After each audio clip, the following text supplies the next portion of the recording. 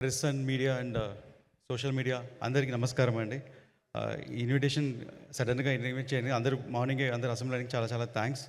And sir I'm very happy. నేను సడన్గా మీరు ప్రెస్ మీట్ అని చెప్పగానే నేను ఒక లోపల ఒక చిన్న సంతోషం వచ్చింది. అందరూ మిమ్మల్ని కలవాలి, ఒకసారి చూడాలి, మీడియా వాళ్ళందరికీ ఒక మనసులో ఒక కోరిక సార్. అండ్ ఆ కోరిక ఈరోజు నెరవేరింది.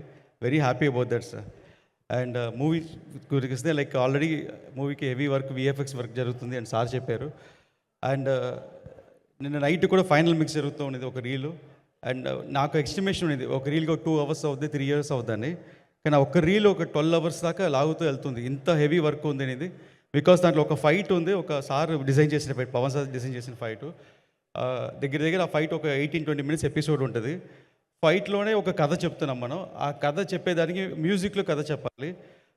దానికి ఒక బ్యాక్గ్రౌండ్ స్కోర్ చేసేదానికి కిరవాణి సార్కి ఆల్మోస్ట్ ఒక 10 days పట్టింది. ఆ ఒక సీక్వెన్స్కే మాకు బ్యాక్గ్రౌండ్ స్కోర్ చేసిన దానికి. దాన్ని మళ్ళీ ఫైనల్ మిక్స్లో తీసుకుని వచ్చేటప్పుడు దానికి ఒక 8 hours పట్టింది.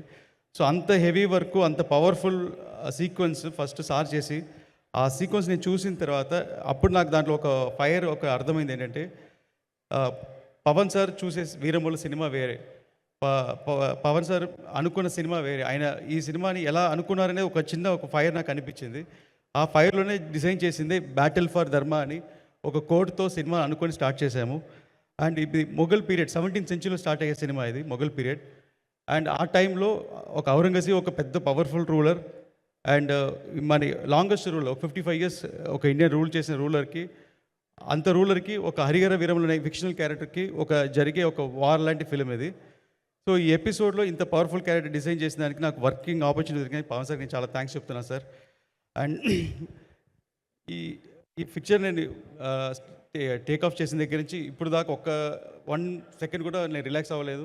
ప్రతి సెకండు ఒక ఇద్దరు పీపుల్ డ్రీమ్. మా నాన్నగారు ఏం రత్నం సార్, ఆయన బాగా కసితో పనిచేశారు. ఆయనకి పర్సనల్గా నీ సర్జరీ ఉండింది, దానికి కూడా పోస్ట్ మార్టం చేసుకున్నారు, ఎలాగైనా సినిమా ఫినిష్ చేయాలి అని. సో ఆయన కసి అండ్ పవన్ సార్ కంట్లో కనిపించిన ఫైర్, ఈ రెండు అసలు నన్ను ఆపలేదు. సో దానివల్ల నేను ఎంత నా మ్యాక్సిమం వాట్ ఎవర్ నేను దీని మీద పెట్టి ఎంత డెడికేట్ చేయగలుగుతాను అంత maximum I did this. And ఈరోజు రిజల్ట్ కనిపిస్తుంది. అండ్ ఫర్ ఎగ్జాంపుల్ మనోజ్ సార్ని నైట్ 3-4 దాకా కూర్చోబెట్టింది నేను. ఆయన కంట్లో మీకు చూస్తే కనిపిస్తుంది. గ్లెండన్ అందరికి ఎవరిని ఎదురుపోని ఆల్మోస్ట్ ఒక 10 days 15 daysగా. సో అందరు నాతో పాటు నాతో వర్క్ చేసిన టెక్నీషియన్స్ అందరు స్ట్రెయిన్ అయ్యారు సినిమా కోసం. ఎక్స్ట్రా ఇన్పుట్ పెట్టిన ప్రతి ఒక్కరికి నేను థ్యాంక్స్ చెప్తున్నాను. అండ్ ఇప్పుడు యాక్చువల్గా కిరవాణి సార్ కూడా రావాల్సింది, ఆయనకి హాస్పిటల్ అపాయింట్మెంట్ రాలేదు. ఒక పెద్ద బ్యాక్ బోన్ ఈ సినిమాకి మ్యూజిక్. అండ్ కిరవాణి సార్కి నేను చాలా చాలా థ్యాంక్స్ చెప్పాలనుకుంటున్నాను. నన్ను ఎలా భావించారు తెలియలా, ఈ కొంతనాళ్ళు వర్క్ చేసిన బాగా క్లోజ్ అయిపోయాం. ఆ క్లోజ్నెస్ అంటే ఈ సినిమాని ఎట్టి పరిస్థితుల్లో సీన్ డల్గా ఉన్నా కూడా ఆయన డల్ చేయకూడదు, దీని ఎలివేషన్ ఇచ్చి లేపాలని లేపారంటే మామూలుగా లేదు. అలాగే మన పవన్ సార్ని ఎలా చూడాలనుకుంటున్నామో స్క్రీన్ మీద, మనం ఏదైతే మిస్ అవుతున్నామో ప్రతిదీ ఆ స్క్రీన్ మనకి సినిమాలో ఉందండి. మీరందరూ 24th అప్రిషియేట్ చేస్తారు. అండ్ ఫ్యామిలీస్ తెలిసి చూడాలని నేను భావిస్తున్నాను.